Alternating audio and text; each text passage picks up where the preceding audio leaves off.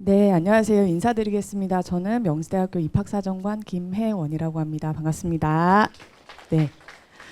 제가 작년에 이어서 올해도 이제 입시 설명회를 참여하게 되었는데요. 작년보다 더 많은 분들이 참여를 해주시는 것 같습니다. 그래서 매년 뭐 인기가 좋고 관심이 많지만 또 올해는 또 많은 분들, 좋은 분들이 저희 학교에 들어오시지 않을까라는 기대 속에서 설명회 진행해 보도록 하겠습니다. 자, 명지대학교 미래융합대학은 크게 두 개의 전형으로 나뉘어서 신입생을 선발하고 있습니다. 그중에 성인 학습자 전형으로 45명을 올해 선발할 예정이고요. 특성화 고등졸 재직자 전형으로 올해 139명의 신입생을 모집할 예정입니다. 선발 인원은 매년 조금씩 변경이 되기는 해서요. 작년 대비해서 성인 학습자 전형의 경우는 선발 모집 인원이 1명 증가하였고요. 특성화 고등졸 재직자는 인원이 일부 감소하였지만 여전히 꽤 많은 인원을 선발하게 될 예정입니다. 두 가지의 전형에 각 8개의 모집 단위 모두 다 지원을 하실 수가 있습니다. 다만 이제 그 지원하시게 되는 모집 단위 전공에 따라서 선발하는 인원에는 조금씩 차이가 있다라는 부분 확인하시고, 저희 대학은 일단 수시 전형에서 전체 인원을 모두 다 선발하기 때문에 일단 저희 학교에 관심이 있으시다라고 하면 수시 모집에 반드시 지원을 하셔야 될 것 같습니다. 앞서 설명드린 대로 들으신 대로 회계세무학과가 올해 신설이 돼서 처음 학생들을 선발하게 될 예정이고요.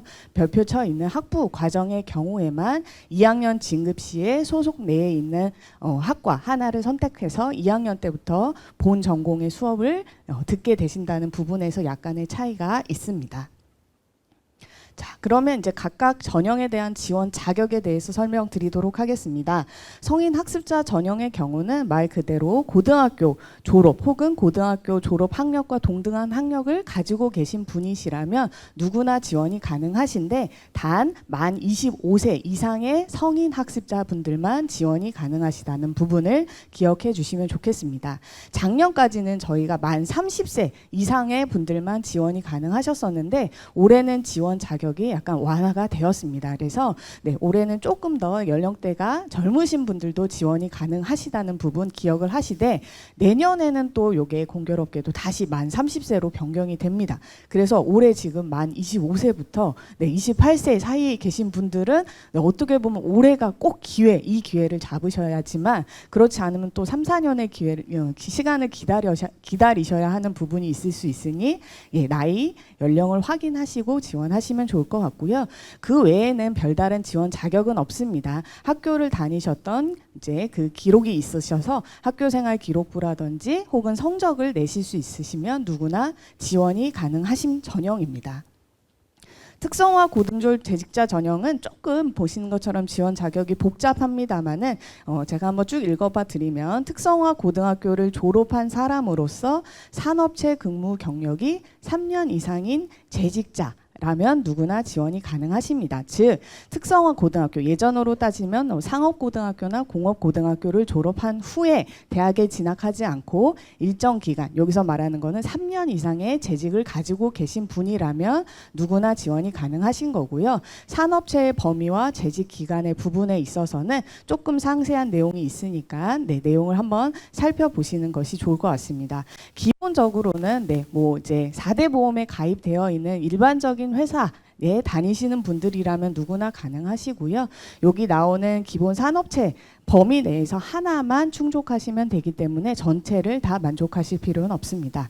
재직 기간의 경우에도 현재 시점 원서 접수를 하는 시점에 만 3년의 기준을 충족하실 필요는 없습니다. 보시는 것처럼 2024년 3월 1일 이제 입학일 기준으로 만 3년을 만족해야 하기 때문에 현재 시점에 만 3년이 되지 않는다고 하더라도 그 자격 요건을 졸업일, 입학일 기준으로 만족하시면 되기 때문에 그 부분을 기준으로 지원하셔도 되고요. 단 원서 접수 시에 자격과 관련된 증빙 서류를 제출하시기 때문에 그 기간에는 반드시 재직 중이셔야 된다라는 부분만 기억해 주시면 될 것 같습니다. 또한 이제 남성분들의 경우는 군 복무 기간도 재직 기간으로 포함하실 수가 있기 때문에 그 부분도 참고하시면 되겠습니다. 두 전형은 어떤 방법으로 학생들은 선발하는지 선발 방법에 대해서 설명드리겠습니다. 전형 방법은 다단계 전형으로 1단계는 학생부 교과 100% 내신 성적이라고 보시면 되고요. 거기서 저희가 선발하는 모집 인원의 5배수, 아까 그 선발 인원 모집 인원 표에 곱하기 5만큼에 해당하는 인원을 1단계를 통과시키게 되는 겁니다. 그 내에서 면접을 통해서 최종적인 저희가 신입생을 선발하는 전형 방법을 가지고 학생들을 선발하고 있습니다. 1단계 내신 방법이 중요할 것 같은데요. 내용은 설명을 드리겠지만 아주 복잡하지는 않습니다. 즉 보시는 것처럼 3학년 1학기까지의 학교생활 기록부 안에 있는 내신 성적이 반영이 됩니다.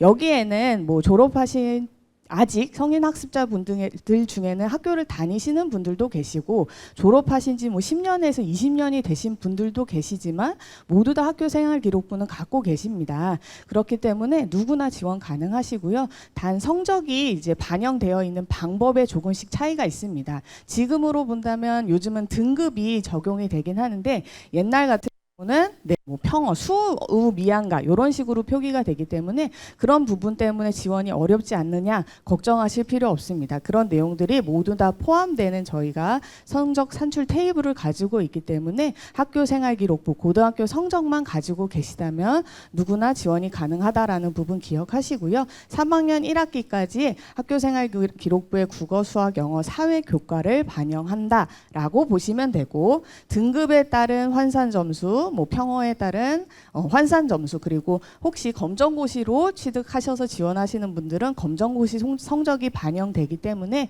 이런 부분을 통해서 1단계를 통과하면 되는구나 정도로 생각하시면 됩니다. 이런 부분은 어렵게 생각하실 필요가 없다라는 부분을 제가 뒤에서 다시 한번 설명을 드릴 거고요. 특성화 고등졸 재직자 전형도 이제 학생부를 산출하는 방법은 동일하지만 저희가 이용하는 환산 테이블은 조금 차이가 있다라는 부분에서만 차이가 있기 때문에 이 부분도 크게 걱정하지 않으셔도 됩니다. 그래서 내가 그럼 학교생활 기록부를 가지고 있으면 지원 가능하구나 정도로 생각하시면 되고 복잡하지 않고 누구나 합격하실 수 있다라고 설명드리는 이유 중에 하나는 바로 여기에 있습니다. 보시는 것처럼 작년에 성인학습자의 1단계 최저 합격자들의 내신 컷은 사실 상당히 낮은 편입니다. 성적을 가지고 있다면 누구나 합격이 가능했다라고 볼 수밖에 없는데 그것은 경쟁률이 사실 5대1을 넘지 않기 때문입니다. 제가 앞서 설명드린 대로 1단계는 5배수 내에 들면 누구나 1단계를 통과한다라고 말씀을 드렸고요. 작년에는 경쟁률이 5대1을 넘는 학과가 성인학습자에서는 없었기 때문에 지원자 모든 분들이 지원 자격에만 문제가 없다라고 하면 통과했다라고 말씀드릴 수 있습니다. 물론 최종적인 졸업자들의 성적은 조금 더 올라가기는 합니다. 면접의 영향이기는 하니까 뭐 그런 부분이 있기는 하지만 최저에 보시면 여전히 성적대가 조금 낮은 부분들이 있기 때문에 내신 성적 부분 때문에 걱정하실 필요는 없다라는 부분을 다시 한번 설명드리고요. 특성화 고등졸 재직자의 경우에도 역시나 1단계 최저 성적은 6등급에서 7, 8등급까지도 보여집니다. 앞서 설명드린 대로 경쟁률 부분 때문이긴 한데요. 작년에는 특성화 고등졸 재직자의 멀티 디자인 학과를 제외한 나머지 학과들은 모두 다 경쟁률이 5대1을 넘지 않았기 때문에 말씀드린 대로 지원 자격에 문제가 없다라고 하면 1단계는 모두 다 통과하신다라고 보시면 되겠습니다. 그럼 이게 작년에만 그랬을까? 걱정이 돼서 저도 이제 4년치 결과를 한번 봤는데요. 4년치 결과를 봤을 때에도 경쟁률이 5대1을 넘는 경우는 뭐 일부 학과들만 있었다라고 보시면 되겠습니다. 보시면 성인학습자의 경우는 21년도에 뭐 부동산학과나 미래융합 경영학과에서 5대1 살짝 넘기는 했었는데 네, 무난히 모든 분들이 1단계를 통과하는 정도의 경쟁률이었다라고 보시면 되고요. 특성화 고등졸 재직자 전형에도 네, 일부 학과들은 네, 5대1을 넘는 경우가 있었지만 대부분의 분들은 1단계를 통과하니까 네, 그런 부분에서 너무 걱정하지 않으시고 지원 가능하시다는 부분 말씀드립니다. 그럼 1단계를 통과하시는 분들 모두 다 면접 대상자가 되기 때문에 면접과 관련된 부분도 잘 기억을 해 주셔야 될 것 같습니다.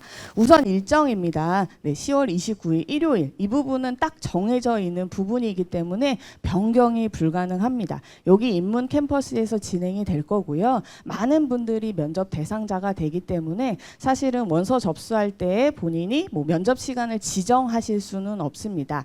이 부분은 1단계 통과하는 합격자 발표 날에 본인이 면접을 오전에 보는지 오후에 보는지 정도로 확인하실 수 있으니까 네, 그 날짜는 반드시 하루 종일 좀 비워 놓으시는 것이 좋지 않을까라는 생각이 들고요. 면접 자체는 학생 한 분당 면접위원 두세 분 정도가 들어가는 네, 형태로 진행이 되고 5분 내외로 진행이 됩니다. 뭐 평가 항목은 크게 중요하진 않고요. 편하게 본인의 이야기를 진솔하게 하시면 될 것 같고요.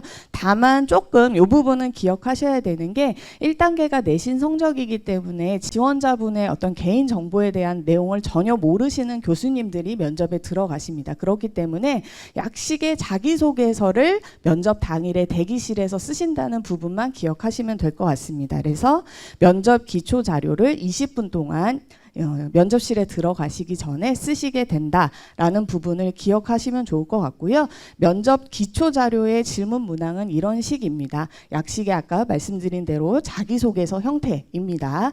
지원하게 된 동기에 대해서 쓴다든지 아니면 뭐 본인이 어떤 부분 취약한 부분을 극복하기 위해서 노력한 부분에 대해서 쓴다든지 등등 해서 어려운 답을 구하는 식은 아니기는 하지만 그래도 본인이 20분 동안 착실하게 쓰게 된다라면 그 부분도 면접을 통해서 또 질문을 하실 수가 있으니까 네, 조금 차분하게 쓰시면 좋으실 것 같고요. 단 이 면접 기초 자료가 평가에 활용되는 것은 아닙니다. 기초 자료로 활용이 되는 거니까 또 그 부분 때문에 뭐 글씨를 못 써서 걱정이다 아니면 내용이 시간이 짧아서 내용을 많이 쓰지 못했다 이런 부분도 크게 걱정은 하지 않으셔도 된다라는 부분 말씀드립니다.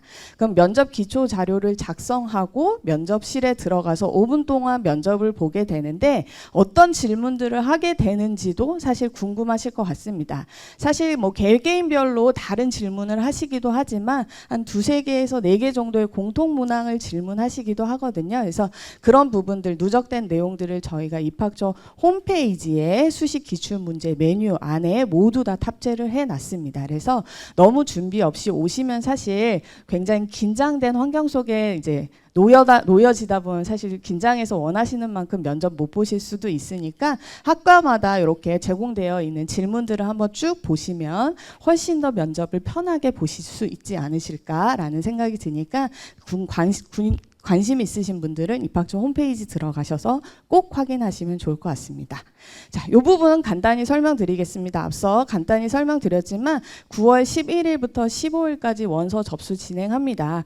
여기는 오늘은 좀 성인 학습자분들이 많으신데요. 예전에는 학교 와서 원서 접수하고 서류 제출하고 그러셨잖아요. 이젠 그런 게 없습니다. 다 온라인으로 진행하기 때문에 이 기간 내에 명지대학교 입학처 홈페이지에 들어가시면 원서 접수를 할 수 있는 사이트로 이동이 됩니다. 그래서 온라인으로 이제 원서 접수를 하시면 되고요. 제일 중요한 것은 성인 학습자와 특성화 고등조 재직자 전형 지원하시는 전체 인원들은 모두 다 증빙 서류를 내셔야 합니다. 그래서 서류 제출을 반드시 하셔야 되는 부분을 기억하시고 원서 접수 이후에 18일까지 서류를 제출해 주셔야 되고요. 18일 마감일 우편 소인까지 인정을 하는 거니까 18일까지 우체국에 가셔서 서류를 제출해 주시면 되겠습니다.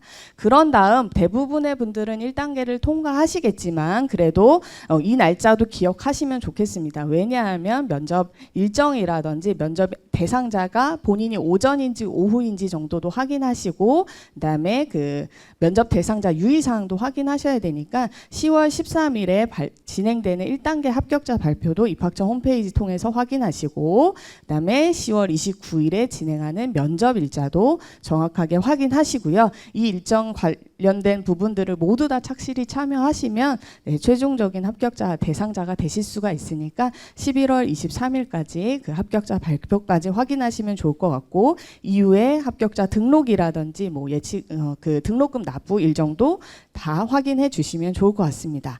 자, 그 두 전형은 제가 그 서류 제출이 굉장히 중요하다라고 말씀드렸습니다. 그래서 서류와 관련된 부분 좀 설명드리도록 하겠습니다.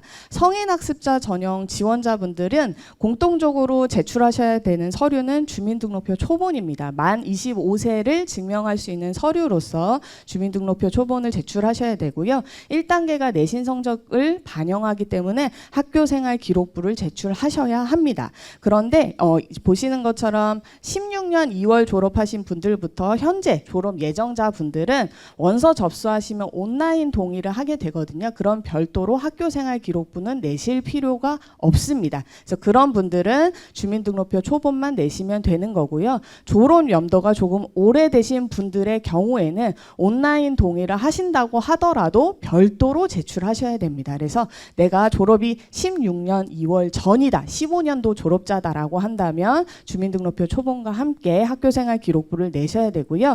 이것들을 내실 때에 원서 접수하시고 나면 입학 원서를 원서 접수 사이트에서 출력하실 수가 있으니까 같이 출력하셔서 제출하시면 되겠습니다. 또한 출력하실 때 발송용 봉투 표지라는 것도 있거든요. 그거 딱 붙여서 내시면 입학처로 바로 문제 없이 발송이 되니까 걱정 마시고 그렇게 제출해 주시면 되고요. 성인 학습자 중에 나는 일반 고등학교 졸업자가 아니다 라고 하는 경우에는 그 부분에 준하는 서류들, 검정고시 출신자의 경우는 검정고시 합격 증명서와 성적 증명서, 그다음에 해외고 출신자의 분들의 경우는 해외 고등학교 성적 증명서와 졸업 예정 증명서나 졸업 증명서 제출해 주시면 되겠습니다.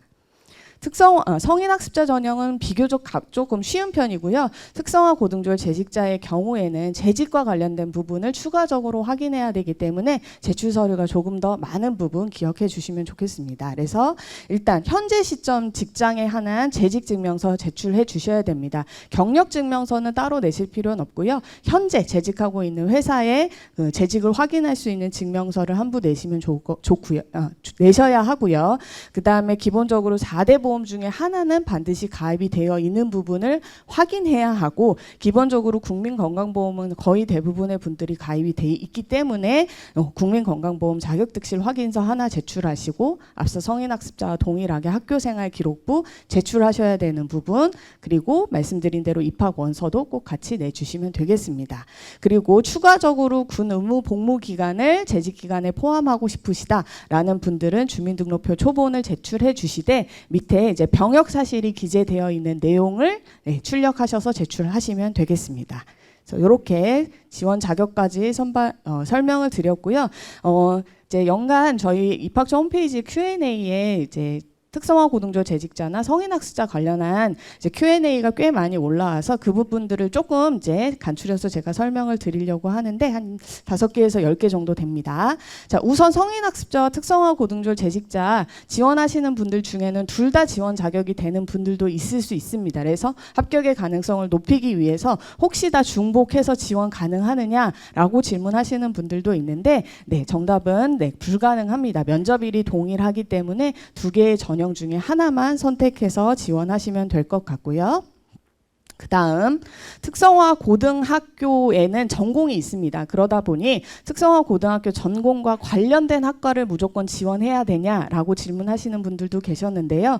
이 전형은 특성화 고등학교 전형이 아니라 특성화 고등졸 재직자 전형이기 때문에 고등학교 전공과 무관하게 지원이 가능하십니다.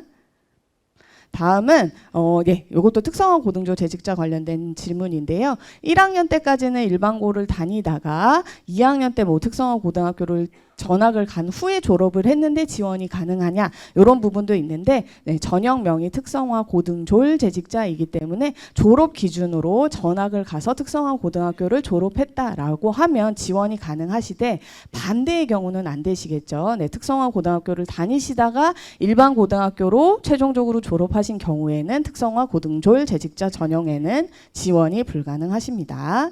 그다음 이제 보시면 보통의 경우는 이제 일반적인 회사를 다니시는 분들이 대부분이시긴 한데요. 중간중간 뭐 아르바이트나 임시직까지 포함해서 지원하시는 분들도 계십니다. 그런 분들도 네, 그런 부분을 포함해서 지원이 가능하냐라는 질문도 하시는데요. 여기 보시는 것처럼 저희가 아까 제가 설명드린 대로 4대 보험 중에 뭐 하나 가입되어 있다든지 등등 재직 산업체 범위 내에 있는 내에서 네, 요런 아르바이트와 임시직도 가능하시기 때문에 뭐 요런 부분들은 이제 지원자에 따라서 조금 차이는 있겠지만 제출 서류를 충분히 내실 수 있으면 전혀 문제 없이 지원을 하실 수 있고요.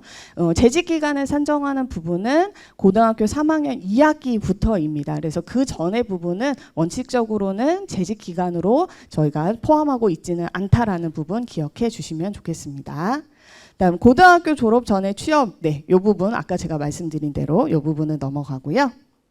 그 다음에 네, 그 5인 이상 사업체가 아닐 경우에 지원 가능하냐라는 질문에서도 앞서 설명드린 대로 산업체 범위 내에 하나만 만족하면 되기 때문에 뭐 요 부분은 나머지 하나에 해당이 되시면 지원이 가능하다라는 부분 설명드리고, 그다음에 국민건강보험 자격증시 확인서 간혹 못 내시는 분들도 계십니다. 그런 분들은 4대 보험 중에 하나를 확인할 수 있는 다른 서류, 고용보험이라든지 뭐 그다음에 그 외의 부분들의 서류로 대체하셔도 가능하시다라는 부분 설명드립니다. 그 다음 저희 학교는 1단계는 내신이고 2단계는 면접이기 때문에 그 외에 본인을 조금 열심히 한 부분들을 더 보여주고 싶으셔서 서류 제출하실 때 뭐 수상 실적이라든지 자격증 같은 거 내시는 분들도 계신데요. 그런 부분들은 일체 저희가 심사에 반영하지 않으니까 추가적으로 제출하실 필요 없다라는 부분 설명드리고요. 마지막으로 네, 군 휴학 같은 경우는 첫 학기부터 가능하니까 이 부분 기억하시면 되겠습니다. 그래서 저에게 주어진 시간 20분 동안 제가 다 설명드렸고요. 제가 설명에 정말 많이 나가는데 사실 이렇게 학과 교수님들이 다 나오셔서 이렇게 열정적으로 이제 학생들 만나고 모집하고 이런데 열정을 쏟아 부으시는 교수님들 사실 상당히 드물거든요. 그래서 오늘 좋은 기회가 되실 것 같으니까 궁금하신 부분들은 충분히 해소해 가시면 좋을 것 같습니다. 설명해 들어주셔서 감사합니다.